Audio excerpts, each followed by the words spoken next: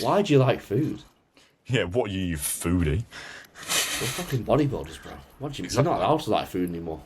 Exactly. Cravings don't matter. All that Let's matters is be that real. first place medal. Okay. Hello, guys. Welcome back to episode 5 of Swole is the. What is it called? What's our podcast called again? Swole's the goal, man. You should know this. Swole is the goal. Sorry, bro. Swole is the goal podcast. It's just I'm back now. Welcome. Back from Leeds. Just me and Ryan again, and Matt is gone, but Matt will be hopefully back for next episode when he's free. Because we've got him on as like an actual co-host now, but the way we're doing it is it's quite difficult for all of us to find like the same time to come on and record a podcast. Yeah. But we found if we could just get a podcast made without it being rushed and sloppy, even if it's with 2 people, then that's what we're going to do. So there might be episodes where we've got 2 people, there might be some with 3, maybe even 4 if we get a guest. But soon come, we'll figure it all out eventually. Yeah, what we've kind of done is whoever's not on the podcast has to, structure the episode and ask the questions and the topics. So Matt has kindly assisted us with the topics for this episode. But first of all, mate, are you into football? Not really, no, but I've seen some bits about England. Was it this Saturday? Or the Saturday? When was the game? That's just... Well, the game was Thursday. Well, we got beat by Argentina. Did you watch it or not? No. Oh, I have no idea. No, that's not. I've heard it was something, because apparently, what I've been told, England was playing well up until the back end of the second half. Well, they just scored and then they didn't know what to do when they scored and they just fucked it basically. They just let the nerves get to them. Yeah, well, essentially. I searched up like a metric. Apparently, there was like 900 million people watching that specific game. Yeah, the World Cup's like no joke for engagement. It's got to be bigger than like the Super Bowl, surely. Oh, I think they did like a thing on it. It was like it was something stupid like 20 times bigger, or maybe even more. There's a stat on it basically. That's mental. Thing is, it makes a lot of sense because football's played everywhere. American football's played obviously only America. There's some places in England that will play it and just around. I remember there was a stat a few years ago, like concurrent viewers of both events, like the World Cup final or the Super Bowl. And it was like the World Cup final blew out the park. Even like some qualifying games blew out the park as well. But anyway, mate, what topics do we have planned for today? So Matt's given us 2 topics. You've seen them. It's the best 1% in bodybuilding and the financial reality of bodybuilding. Obviously, we're going to start with the best 1% in bodybuilding. And I think what he means by this question is, because he gave us examples as well, is... Yeah, what examples we got? Well, it's not so like... How do you explain it? Like what you'd think the best 1% would be, so like the 1% genetics and all this stuff. It's more like 1% that add up. So like massages and all these different type of things. Does that make sense? I see. Yeah, if you get the examples up he's given us, then we can talk through each one. I'll definitely be able to get them up really quick. Because he said to group chat, didn't he? You find them. I'll just edit this. That's interesting. I mean, I don't think genetics is even the 1%. I think that's the majority of a percent. Yeah, it definitely is, because the full sport realistically to get to the top is just genetics. It's all genetics, so really. he put some of the 1% he thought was getting deep tissues, obviously massages, stretching, high quality stuff consumed. So example, food, sups, and gear for himself and others on that stuff. Sleep and stress management, when possible, allowing wind down time, and actually just enjoying the process.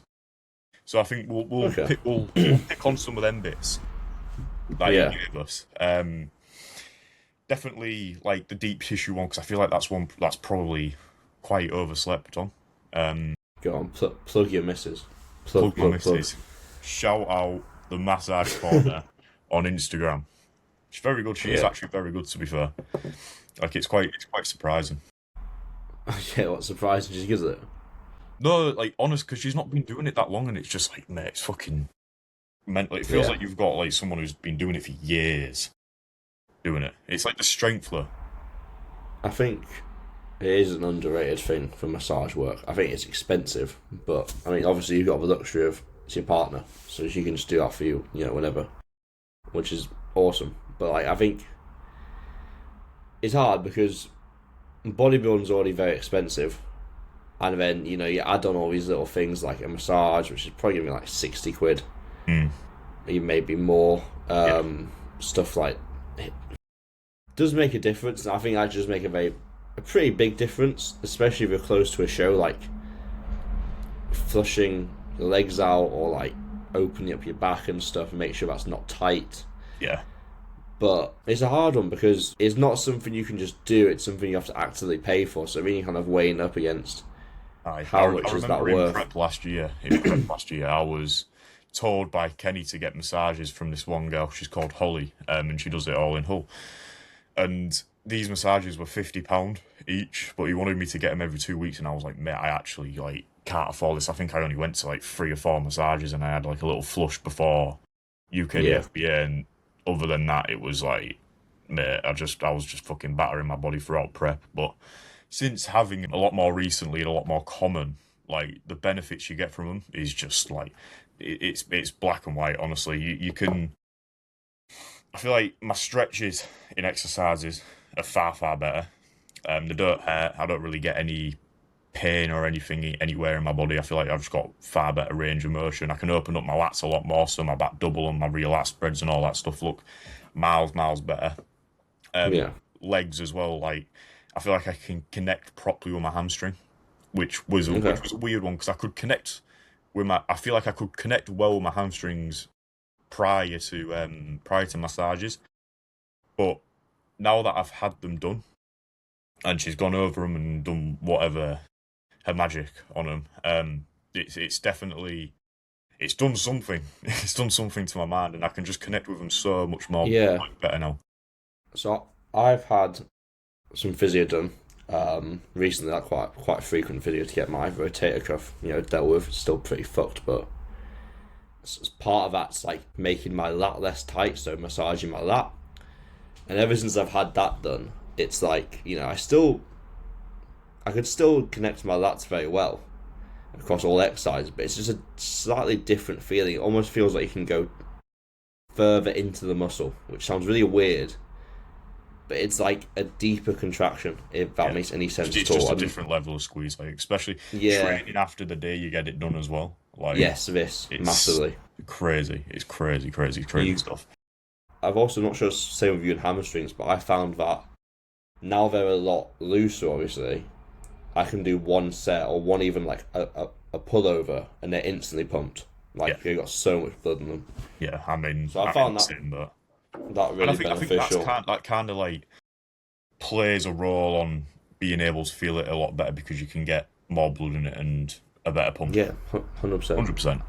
So I was going to say for our sport specifically, because we are bodybuilders, not powerlifters, it's not about how much we can lift, it's to an extent how much can we feel, how much can we drive nutrients to that muscle.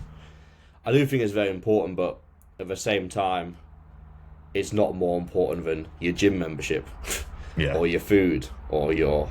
Because without them, you can't actually make progress at all. So it's one of them. If you've got the money to do it, definitely go and do it. But, that depends on your financial situation. If not, then don't worry about it too much. It's not going to be the end of the world. I have a couple of clients that I keep saying, if you can get a massage, if you can't, then don't worry about it. One of them's super in his head about his back because one of his lats are pretty badly locked up, and I'm like, you can get a massage, but you don't need to. There's also other things you can do to help unlock that. There's stretching, like Matt said, which we'll go on to shortly, and then there's also dead hangs and stuff, which in a way is kind of a stretch in itself. But yeah, should we talk about stretching actually?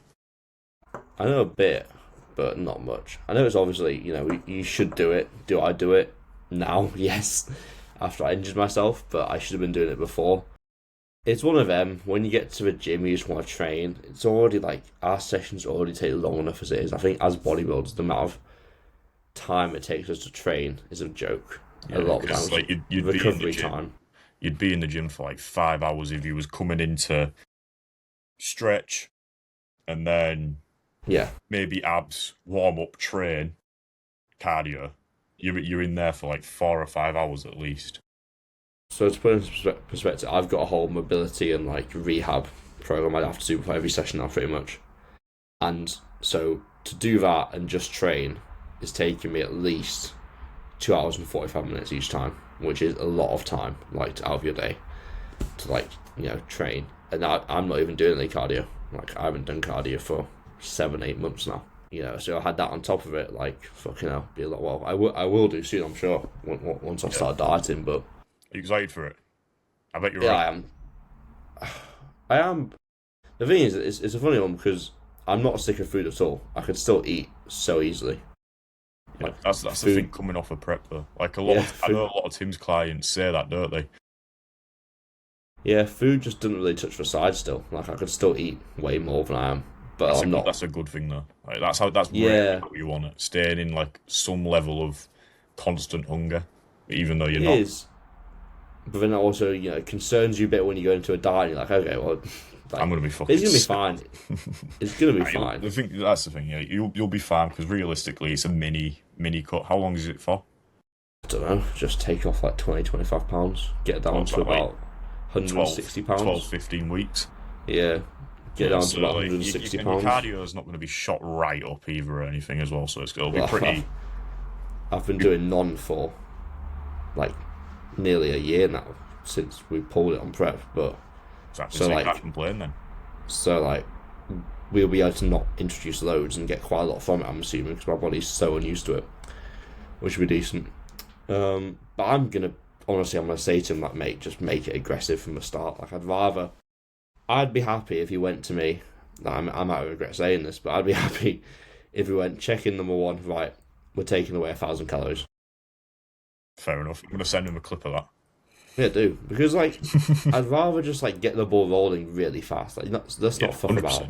100%. Just get it over and done with. Me, and the more clients I coach, the more I kind of realize this. Like, it was a bit of a trend a while ago to kind of get the most out of the least, and people would start a diet and they'd add 20 minutes of cardio and take away 250 calories. And it's like, you're doing fuck all there. Like, you might lose a bit of weight, but like realistically, like, it's such a minimal difference. I'd rather, and now from experiencing doing multiple diets and multiple clients, the people who get the best results are the people who from the start have just been like, right, gonna get quite aggressive, not too aggressive, but like quite assertive with a diet, and if we need to pull back on it because you're dropping weight too fast, we will. But I'd rather you just, when you get the most energy possible and you're the most, I guess, motivated to do it, we're making the biggest changes out the gate.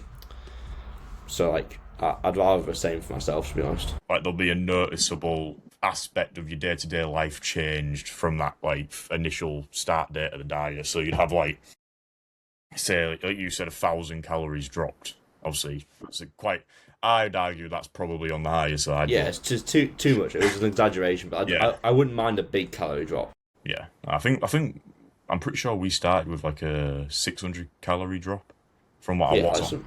Yeah, makes sense. But we've only had like, other than that initial drop on this diet, because I've got a week and a half left now.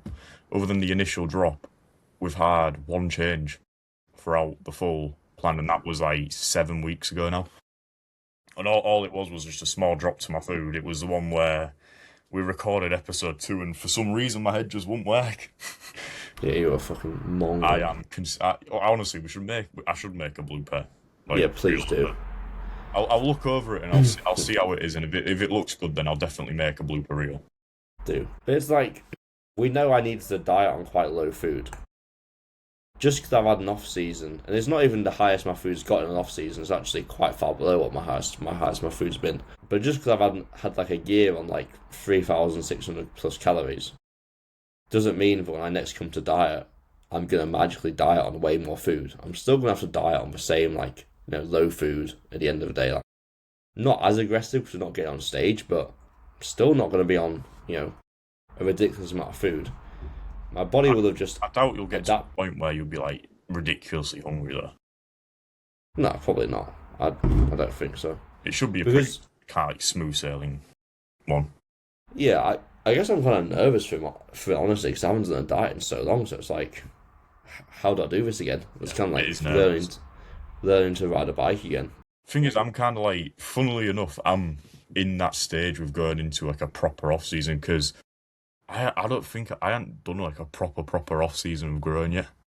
Yeah, you'll obviously enjoy I had that first half, but it was just fucking shit, so that doesn't really count. You'll enjoy it. I think. Hopefully so. Yeah, I mean, you will. Like, you're gonna grow a shit ton. So we'll go on to another topic. Well, not topic, like segment of a topic. Matt brought up, which is the quality of stuff we consume. So food and subs. We'll leave gear out because both of us are natural. At the end of the day, we're amateur athletes, right? We've not made the money. We don't get paid for this. What's better? You consuming chicken breast that's not organic, or like, you know, farm raised, or, you know, a bit less quality, or consuming like no chicken breast. You know what I mean? Like, obviously the higher quality food would be better. We all know the studies on it. Like, there's a reason all the pros have like only meat bought from a butcher. It's better, less hormones in it. You know, there's multiple reasons why it's better. But at the end of the day, like, so much more expensive. And as well, the reason it's in this topic is because it's only a 1%. Yeah, exactly. And it's not going to make the grand deal of things, realistically, is it? It's not going to be like the be-all and end-all. Yeah, I don't know. Because we're always taught to, like, you know, especially as natural athletes, to take every 1% we can. But it's a weird one, because I'm not taking that 1%. Fuck no, like, it's too expensive. Exactly. You don't want to pay an extra, like, fucking £4 for a kilo of chicken, realistically, do you? Like, it is already expensive enough. You don't need to add to it. Yeah, I just don't think. I think it's a great 1% to have, but the amount of people who can access it, like, and I think that's going to be the trend. If you can access these 1%, do it, because a lot of them are financial. Whether you can do it isn't based on who you are; it's based on, or like what your mindset is. It's based on your financial situation, which is so again, like, by the 1%. Yeah. Because not everyone can do it. Sleep and stress management. Yeah, so I think that's a more realistic one you can do. Yeah, so I think that's insanely important, and it's something that I definitely need to improve on, because I'm absolutely shocking at it. I need to get onto it. I was talking to one of Finn Kelly's clients at Reza. He's called Shane. Shane? He's Shane Scott. Posted him to his story the other day. He had a crazy transformation. He went from like pretty fat, and now he's in really good Sorry, Shane. Sorry, Shane. I don't know if he listens to it. He might listen to this. But yeah, he was telling me about the watch he has. It's not an Apple Watch. I can't quite remember. Huh? Garmin watch, perchance. That is the one. It is a Garmin watch. Yeah, I've got a few clients with a Garmin watch. I'm highly considering getting one, because like he was showing me like the statistics and all that you can get off it. It's obviously like your basic stuff like steps and like calories burnt and all that rubbish. Well, not rubbish, but you know, you get what I mean. But like a bit rubbish. They're so inaccurate. Have you seen the studies on like how inaccurate the wearables are for like how many calories you're actually burning? Like, they're so off it. Yeah, it's bad. The discrepancy is like. Thing is though, like, as long as it's tracking your steps, then. Yeah, it's an inconsistent inconsistency. I like to put it like. Yeah. It's not going to be accurate, but it's going to be consistent. So. Yeah. That's fair. There's that. I can't complain then. But yeah, obviously it tracks like your sleep, so your sleep score, and then it tells you how long you've been in like different stages of sleep and all these things, and what time you wake up, because its battery life is 10 days. So you're charging once every 10 days, obviously you'll be able to sleep with it and it'll be perfectly fine. I think they're only like £300 as well, so could be the next purchase, possibly. Yeah, I wouldn't want to see mine. I need to get better at my sleep, but it's just the shifts I do. It's very hard to like, you know, make it work. Yeah. What would you rather have, an Oura ring or a watch that tracks your sleep? Well, I've got a watch that tracks my sleep. Fair. I feel like Oura rings are quite. Both my parents have Oura rings. Yeah, but they're so expensive for what they are, because all it does is track your sleep, innit? Does it even like? No, it tracks everything. Really? Yeah, really good. They are really good. Yeah, they're really good. That's mental. I didn't even know that. Like track so much stuff. Things such as, because all I can think of like track is your sleep and your steps. Let me find out right now. But yeah, they are good. But for me, and I've been through this at university, I used to track loads more stuff than I do now, and it would just stress me out. So now I just don't look at my sleep until I put it in my sheets, like on the night. I just don't try not to look at it. Like I don't want to know what it was. I'd rather just not know. So I feel like if you look at it at the start of the day, it's going to kind of dictate how you go about your day. If you know you've got a shit sleep score, you're probably going to go around your day acting like you have a shit sleep score. Yeah, exactly. Acting like you have a shit sleep score. Because you can have a shit sleep score, but your sleep's actually been relatively good for you. You can have shit sleep. Like, for example, the last 2 days I've had a combined 10 hours sleep for like 40 hours. It's not great, is it? But no. You still show up and do what you need to do. It's just like, you're not going to... If I knew that I had like 5 hours sleep per night, I'd probably be like, oh, fuck. Got like the hardest session of the week. Yeah. But still progress everything. And get it done. Exactly. Yeah. How's your progress been in the gym? Good, mate. You reckon you'll keep it up during the diet? Yeah, but I don't care about numbers. Yeah. I only care about form. I don't care about numbers anymore. Like, I'll frequently drop weight on sets if I want to. Just, for example, today actually, I dropped like my single arm row by like 5 kilos just to reset it a bit and like properly feel it and make it as strict as possible. Yeah. Because I need to drop my barbell row quite a bit, to be fair. I feel like I'm at a point now where my form's starting to break down a little bit. I feel like taking a bit of regression for progression later down the line is definitely 100% going to be worth it in the long run. What did I got them here. I was going to say something else, but sleep tracking tracks your readiness like a Garmin, daytime stress and heart health and cycle tracking, so like menstrual cycle, and activity tracking, so like steps, calories burnt, workouts, 6 early signs of illness, HRV, stress, all that stuff. Yeah, really good. They are good. They are good. And they look cool as well. That's why I'd want them to watch. Yeah, I was going to say, I feel like the price range is definitely for how sleek they look, because it is just a ring. Is there like a certain thing you got to wear them on? No, you get a size. Basically, they send like a size guide to your house, and you like select what size you want for what finger. Nice. That's class. I'd probably get one on my pinky, to be fair, but if any. Anyways, moving on. What are you saying about progression in the gym? Oh yeah, so like with weight, am I going to uphold weight? Like I hope so, yeah.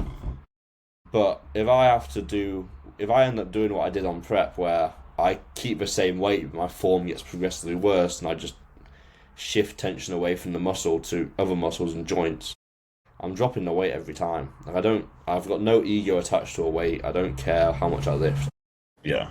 For the most of the off season, I've been stuck around the same. Like, not obviously. I had a massive jump coming out of prep the first few months. Yeah. But then it kind of settled, and like realistically, the weight hasn't gone up much.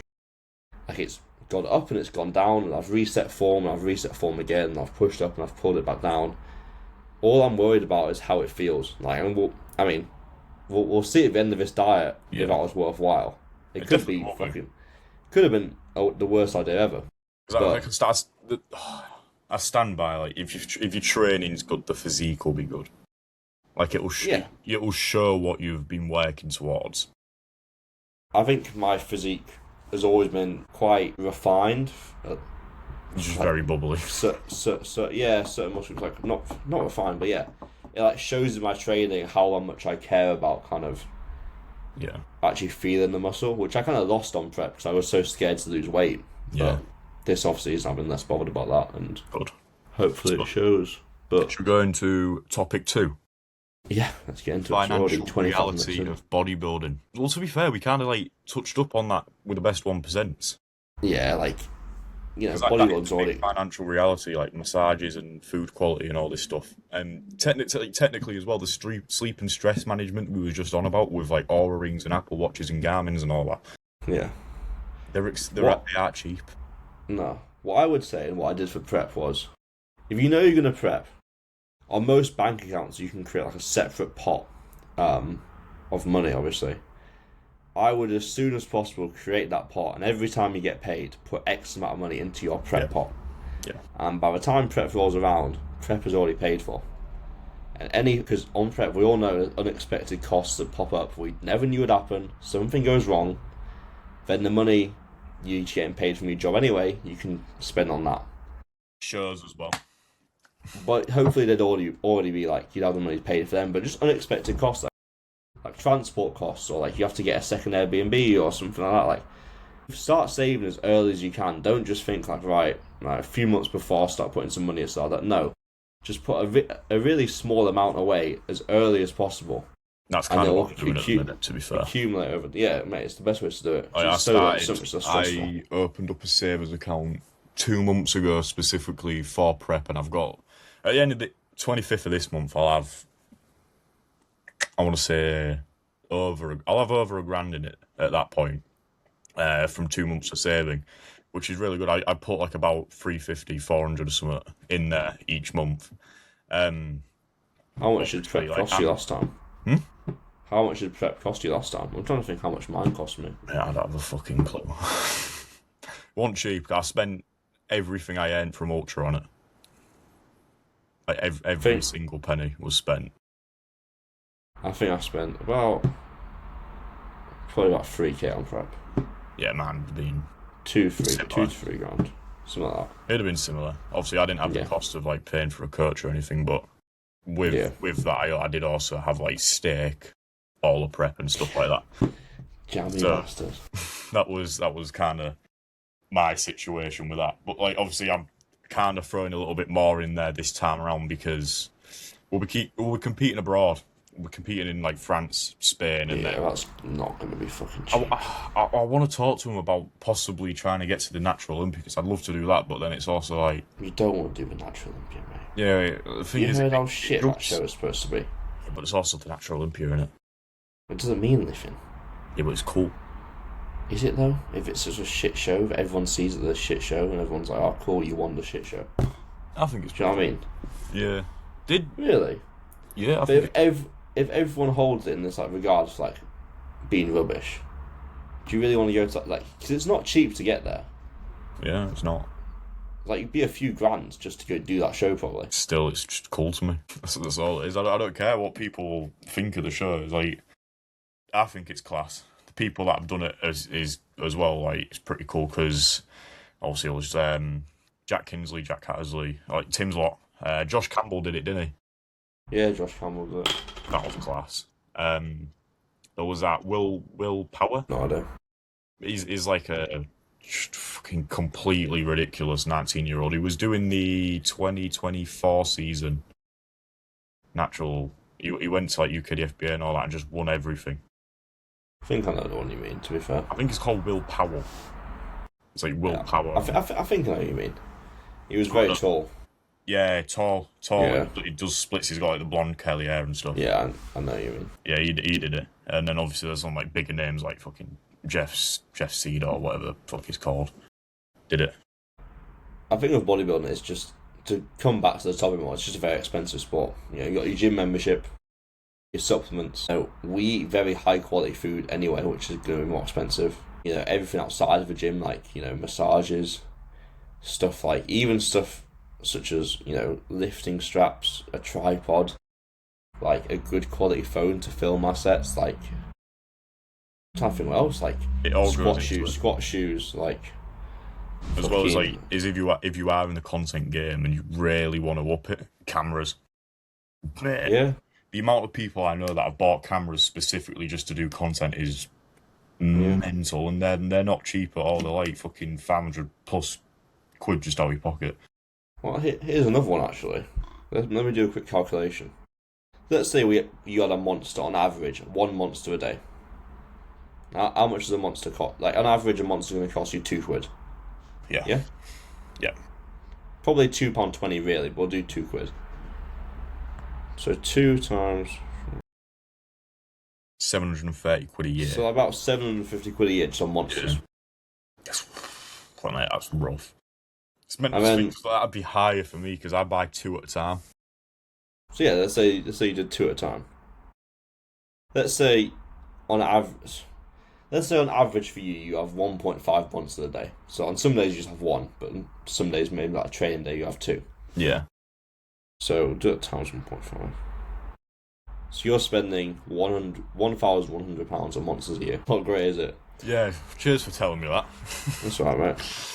Like free workouts, diet, drinks, travel to shows, travel to the gym, even. Well, you know what I've just thought about. I should really quit monsters and put the money in my saving. Yeah, it'd probably be a better idea. It's gonna wrap also monster fucking pay. I don't mind paying that. I do, but I don't. Yeah, but monsters are just fucking amazing, aren't they? You know what the best drink is though? A spicy mango 3D. That is my new favourite energy drink of all time. I swear to God, you said you hated 3Ds when we trained together. I did, until I tried this one. You did until then. That's fair. I'll give it, if it's good, it's good. I'll have to try one next time I come down to really good. Ultra in York. Really good. Let's talk about that session. That was a really good session, man. Yeah, it was a good session, to be fair. You were just stronger than me on. We haven't been on the pod together since we trained. No, we have not. That was really good. Yeah. It was a good session. I meant to be making a YouTube video for it. Actually, fucking mate, I ain't had a chance to get around to that, but I'm going to try and do it at some point this weekend. Yeah, it was a good session. Like, I think the movements we did are all pretty good. We're both kind of similar approach to our training. Like, it's not too serious. Like the strength as well. Nah, you're definitely strong. You were miles stronger. Not really though. I mean, you are like a lot heavier, but yeah. Yeah, I'd argue with me being heavier, you're definitely pound for pound stronger. Maybe. I was quite strong in prep for like my body weight at one point, because obviously I got so light. And I remember Tim one day was like, "Well then," I was like, got a compliment from Tim. This is a great day. So that's class. Yeah. You don't get them often from him. Yeah, I know. I've noticed. Well, I mean, to be fair, he just says like, "Yeah, mate, you're looking sick. Happy days, not changing out." Yeah, I don't even get that anymore. I just get fucking. You look alright. You look alright. Not changing nothing, mate. Keep doing the do. That's been the check-ins for the last 5 weeks. I'm going away at the start of August.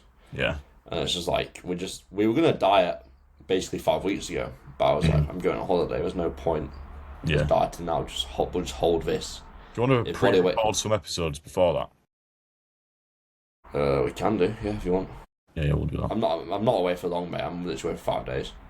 That's not deep. Yeah. But yeah, we're just basically holding things. If body weight goes up, if body weight goes down, is what it is. It's all going to come off anyway, so we don't really care. Aye, that's fair. That's great. Should we go on to some questions? Yeah, let's get into some questions. Get through these little questions. So, obviously, as we said at the start of the episode, Matt put these questions in for us. Next episode, we will do a question box so we can get a little bit more. Yeah, let's do that, actually. A little bit more from other people as well, and then we'll just do a mixture of whoever's not on the podcast. I'll most likely definitely be on it, though. Most butchered exercise? Most butchered exercise?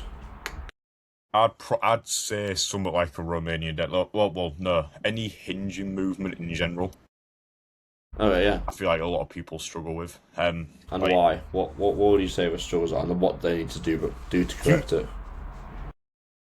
People think like the goal is if we think with a Romanian deadlift, the goal is getting a bar as low as possible.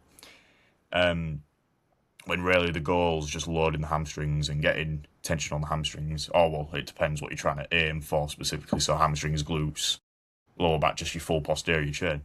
And like once you lose your lower back position or the tension comes off the muscle, you've missed the point completely of the exercise. So like, I think Will Holmes posted a video or something about this actually. And it's the first bit of thing I've actually kind of liked that he's posted because it makes sense. So he said something like... Bit of beef in the teen division. I mean, you could say, nah, he's fucking miles better than me.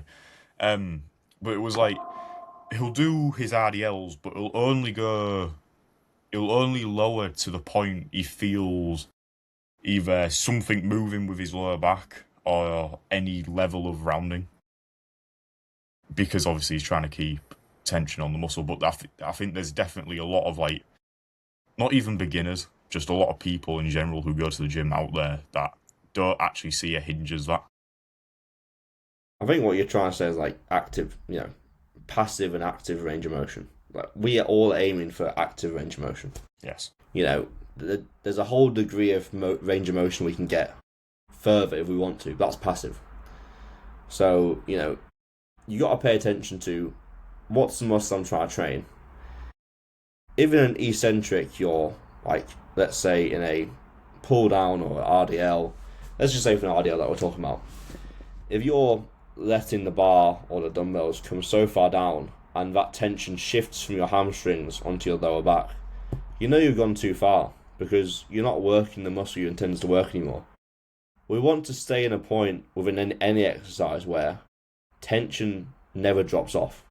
That's why on like a hack squat, I don't pause at the top. I don't lock my knees out. I try to keep every exercise I do very continuous. The only time I'll pause is either when the muscle is like stretched. So for example, I'll pause at the bottom of a squat pattern. So I can actually initiate that change in direction purely from, firing my quads on. Or if I'm doing like a row, I'll pause in the contraction because, I can basically feel my back way more by doing that. But that's because there's always tension there. If I paused when my scapula was fully rounded and it feels like my shoulders are getting pulled off the bone and there's no actual tension in the muscles, all on the joints, there's no point in doing that because, that's not going to grow me any tissue. Yeah. I want to keep as much tension for as long as possible. There's a reason time under tension is the biggest driver of hypertrophy. It's because that's where the muscle's working. Yeah, I think you've hit the nail on the head there. It's like a lot of people forget when it comes to training. 99.99% of the time, listen to your body because your body knows best. You can't change anatomy. What works for someone else might not work for you. If you look at a lot of the Asian weightlifters, they can get in positions. Didn't know where that was fucking going then. No, if you look at a lot of the Asian weightlifters, they can get in positions and do exercises in certain ways that we just wouldn't be able to. A lot of them, or just weightlifters in general, to be fair, a lot of them can get into the craziest depth ass to grass squats or something ever for a snatch or something like that. Another exercise, I feel and we could kind of go on to a topic of what exercises do you see people butcher the most, but more what you see at your gym. Call all the members out, fucking everything. No, I'm joking, guys. Exercise I see, not in my gym, but exercises I see getting wrong in general at most gyms or places I've trained at. I definitely say lateral raises. Yeah, I was going to say the exact. And the reason is they're very easy to load heavy, but when you load them heavy, all the surrounding muscles take over. We've all seen someone do a lateral raise which their shoulders ending up by their ear, basically like that. And if you're doing that, it's all through your traps, it's all through your rhomboids. When you're doing a lateral raise, you want to think about, raising your arms out to the side. Yes, you want your shoulders to rise up, but you don't want it to bunch up near your ears. Yeah. You just want to imagine kind of scraping the weight up a wall either side of you. Yeah. That's the same cue I use. I'm just keep your arms straight and scrape your middle knuckle against the walls. Yeah. And it works treat as well. And follow with your pinky as well. Yeah. Having your pinky up like that when you're coming up, mate, that's an absolute game changer when it comes to laterals. I think a lot of people could really benefit from worrying less about actual. So, I think people nowadays will go onto YouTube and how to do this exercise, which is great, but for certain people that won't work. Whereas the thing I try to instill in my clients is actually develop the understanding of how body parts should move. And once you understand how muscles actually interact with each other, it's very easy for you to get exercises right for you because you know what you're looking out for. So for example, you know, on a pull down, we're not looking, or on any exercise where we want to favour the lats, really. The biggest issue I often see is when people are pulling down, the angle between here and here is getting short so quickly, and that turns all into bicep. Whereas we can keep that angle quite open, we're instantly pulling down with the upper arm, which is going to target the lats way more. Yeah. And if you understand that as an actual mechanism of how to activate the lats, not just, you know, drive down with the elbows or drive down with the upper, if you understand that kind of visual cue to see, right, if I do this on a lat exercise, that's how I get more lats. You can apply that then to a row, you can apply it to a pull down, you can apply it to a cable row. If you just understand that one basic bit of anatomy, it's so much easier to apply that across different exercises, opposed to having one tool in the toolbox per exercise. You can just have this framework in your mind of how it needs to work. Yeah, and at that point, it just eliminates the use of cues. But I think for some people, having cues would be... No, it's still a cue. It's not, I get what you mean, but I mean, like, it's more so like, how do I explain it? It's a cue you can apply to everything, but it's because it's a cue of how the body actually works. It's not like, you know, you sometimes see people give really specific cues which maybe only work for them. But if you understand, right, this is how the body actually functions, you're going to get way more out of that than a really niche cue. Do you know what I'm saying? Yeah, I get you. Next question? Yeah, sure. I've just rambled on for ages there. It's alright. Good bit. Strangest prep food cravings. I think I feel like we shouldn't really do strangest. So I feel like, because any prep food craving in general, I feel like to a level could be strange. Because you just crave. Nah, there's some definite weird ones, mate. Yeah. Is there anything that comes to your mind instantly? 100%. Like chicken. I wanted jam on a hot dog. Nice. No, for me it's just almond butter, honey, chicken and rice, and tomatoes. Fair. I could fucking slam. It sounds good now. Yeah, no, I would slam it now. Did you have some? I would. I wish I could, but it's just fucking not my meal plan. Will be one day, hopefully. That was like a peak week special. I had that once. I was like, I want that again. Nice. Trying to think what other cravings I had. I always crave pickles year round. I just want to eat pickles. You know what? I don't think I've ever ate a pickle. That's fucked, bro. I'll eat a pickle after the diet, and I'll let you know how it is. I've had a gherkin, but a gherkin is not really like a pickle, is it? Yeah, it's the same thing, right? Yeah, but it's like when you eat a pickle, you want like the full. Yeah, I guess so. You want the full pickle. Yeah, go on. Yeah, bang on.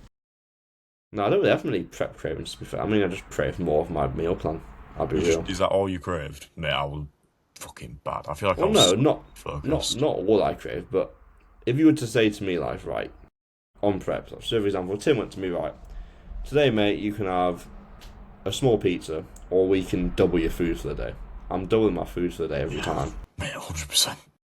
That's a no-brainer, because the thing is, your meals would be so much more packed, and you'd probably feel more full throughout the day, rather than waiting for one specific point in the day, one little 15-minute segment, because you're going to get through that pizza so fast. Here's a good question, actually. You know the food you had post-show? Yes. Was it as good as you had it made out to be in your head? The initial first week, yes. I was going to say, because everyone always says it's never as good as it fucking is. Fuck off. It is. It fucking is. But it's only to a point. Banging.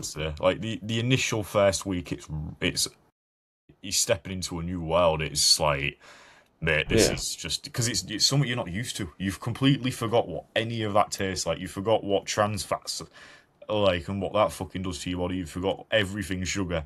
Like, all of these different things. And it's like, as soon as you've got, like, a bit of chocolate cake in your mouth, oh my God. One of the first things I ate per show was chocolate cake from Nando's, and I was like, mate, I was fully just blown away. Like, I think I audibly, like, moaned in Nando's. Nice one, bro. No, I just think it's funny, like, how in the UK with all these hardcore people being like, oh, it's not as good as you think it's going to be. Yes, it fucking is. It is. Like, just shut... You're not a better bodybuilder for saying it. Like, and if they're saying it's not as good as they think it is, I fully believe then they're just not having what they actually wanted. I just think it's not I think the UK makes people liking food. If you like food, we hate you. Why do you like food? Yeah, what are you foodie? We're fucking bodybuilders, bro. You're not allowed to like food anymore. Exactly. We're just. I feel like a lot of them say on prep, oh mate, all our crave is just a slightly bigger bowl of cream of rice. Let's be fucking. My cravings don't matter. All that matters is that first place medal. You aren't gonna get it fucking anyway, pal. Exactly, and you're probably gonna have a pizza after the shows, anyways. It just doesn't matter. It's the same with people who get onto people. You know what? Actually, here's a little fucking rant. I hate how the UK is so just picky over everything. You're not allowed to say you're in an off season if you haven't competed before. You can't call yourself a bodybuilder if you haven't competed before. If you say you're doing a limb session, you're a pussy. You're not allowed to be food focused. We're all fucking food focused. I don't give a fuck who you are. We're all food focused. To a level. Yeah. You're not allowed to miss on your training because if you miss one, you go one session, you lose some weight in the gym, you're a failure. It's really not that deep, and it doesn't matter. It's like the JP Dorian Yates mindset. I feel like it's what it is aspects both of them two different people have taken, and then everyone's kind of just cherry picked on what they want to believe off both of them and just compiled it into what it is now. What makes these people the most hardcore people in the world, and then just run with it? I just don't get it. I just don't. At the end of the day, it just makes angry people. Literally, bro. That's all it does. So moody. You just it doesn't matter. Yeah. And we'll go into the next question. We'll go into the next question. Wait, I've got a little bit to talk about on the last bit, this prep food one. Yeah. There's smaller cravings as well. Things you wouldn't think you'd be craving about. Literally butter and toast. Mate, the butter and toast crazy. I bagels.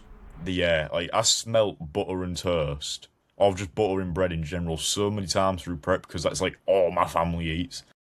And mate, it's don't get me started on bacon, mate. I could just fucking run through that. Sandwiches, unreal. Just anything bread. What would your ideal sandwich be? Oh, we've already talked about that. We have actually. Yeah, no. Next question. I'm actually going to get too hungry. If you could train with any bodybuilder, who would it be? We'll change the question a bit. If you could train with any bodybuilder or coach, who would it be? AJ. That's so funny. You don't want to train with any bodybuilder or coach? That's a good question. I'd have a session with Hani Rambod just because it's is the guy that's coached how many Mr. Olympias? Yeah. I feel like it'd be pretty cool. It would be cool. Who would I want to get? I want to get. Okay, so athlete. Athlete. I want to train with Toyton because I don't think I see much of his training, and when I do, it's not this all or nothing mindset. It's very chill. Yeah, I want to just get a perspective on that. That's I feel like that's kind of how he is. Did you read the caption he posted on his post over there? Beautiful caption. Yeah, it was amazing, wasn't it? I feel like that kind of sums up exactly how he is as a person as well. Yeah, he is my role model in bodybuilding. Just the way he operates and the way his mindset works. Or it's weird. The way he thinks, I don't actually look up to him as a bodybuilder. I just like his outlook on life more so than his physique, which is very weird to say. His physique is amazing, but And then coach. Sorry, Tim.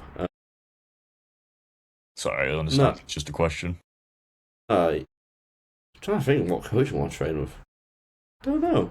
I think athlete for me. I'd like to go with someone who's going to be really good. Not specifically now, but in the future. Someone there's Toyon. You've already taken him though. Anton. Yeah, Yeah. You know Anton Swole, Anton Ratushny? Yeah, of course now. I'd like to train with him.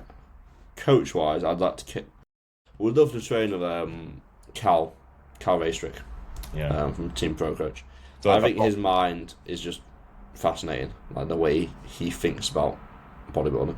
Yeah, he knows his stuff. There's a reason a lot of people go to. Yeah, it's very good. Another question coming off that: what session would you train with Toyton? Pull session. Give me some fucking tips, bro, please. Yeah, I feel like you learn a fair bit off like his back session. To be fair, but then again, it probably ain't going to be any different. It's not going to be any different to what you're already doing. No, I like to think my training now. Definitely not when I was prepping. My knowledge of training was very minimal to what it is now, because I've after that prep I've gone away and been like, no, I need to be a lot better, a lot more like think for myself. Yeah. So now it's at a good level, I think, with how I actually think about training, how I execute stuff. But I don't think you'll learn much from these people. Apart like Cal, you'd obviously learn a lot. The athlete wise, I think I'd more just want to tune into their mindset and how they approach stuff. What would you stuff. train with Callum? Back again, please. Because actually, a lot of the stuff I've learned about training, I've learned from him, because I did the original ICM, like when it very first launched. I bought it before I was even coaching, before I was even doing any of that. I just it was like cheap as chips as well, because it's like fucking ridiculously expensive now. Yeah, it was. Definitely I remember getting onto eventually though. I remember I paid £150 for it for 6 months. Does it evolve over time? The ICM, like, does more get on there? So now it's like an actual accredited certification. It's got way more modules. It's way more packed out. They've got two things to it now. So yeah, definitely something I want to go back and do in the future. But yeah, I learned a lot from there. Just really simple stuff like how to target different parts of your back through angles. You know, all the stuff I apply now to like clients and myself. What do you get qualified from it? Is it like PT? No, it's a different qualification. I don't really understand how it works. It's like, you know how J3U, you get a certificate with it when you complete it. I don't know what that actually holds up for you, but you get a certificate. Anyway, next question, because we're coming up to an hour mark now. Well, you're going to love this next question. It's Matt's Would You Rather. I've got it. This is great. I know we can do it, then the pod's complete. Is it going to be a lengthy longer? This is a good one, mate. Right. Is it somewhat crazy like his story? No, it's good. It's good. It's way better than that. I thought that was a bit tame, his last one. This one's good. Okay. Right. Ready? Yeah.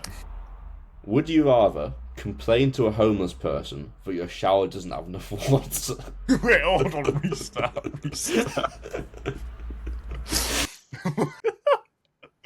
Would you rather just complain to a person? Wait.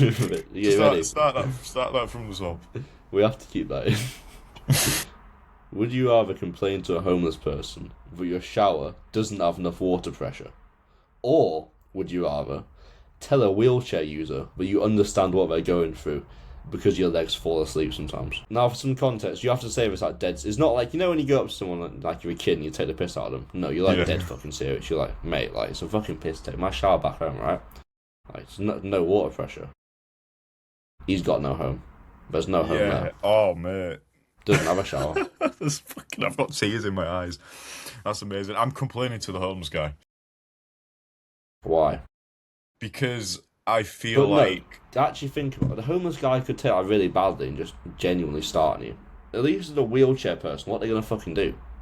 They can't fucking do anything. Yeah, that's kind of changed my mind, actually. I'm going with the wheelchair.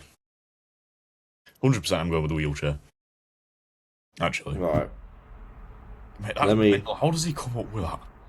Right, no, okay, I want to add some additional context in. Okay. So you do it, right, the wheelchair, whichever one you pick, it's not like you just do it in, like, private, like you just go up to someone and you do it. You have to do it in front of, like, the whole bodybuilding community. Like, people have put it on their story, like, Christian Physique throws on the story, like, look at this fucking cunt filming you going up to a homeless person, talking about your water pressure. tagging you. Is there one option in your mind that makes it look a bit better, or if it's that one, televised to the world between the two? But if that is sponsors are the looking case, at this. yeah, if that is the case, I'd rather complain about my water pressure to a homeless guy, because I feel like that could get taken as probably a joke by a lot of people. No matter how serious I come off, I could be coming up to him like, mate, I'm fucking fuming. My shower's water pressure, not it at the minute. And I could say some shit like I wish I was you. I could have like rain. It's not good either way, is it? You got no good outcome. No. But I feel like the homeless one, if someone's recording it and posts it and spreads it everywhere, I've got tears in my eyes.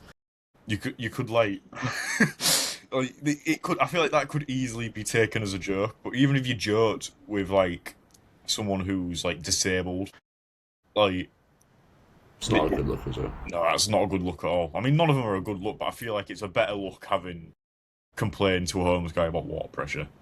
Because someone's definitely done that before. Yeah, I don't think judges are going to look very favourably on you for doing that. Yeah, probably not. He's trying to make us lose our shows, isn't he? Fuck you, Matt.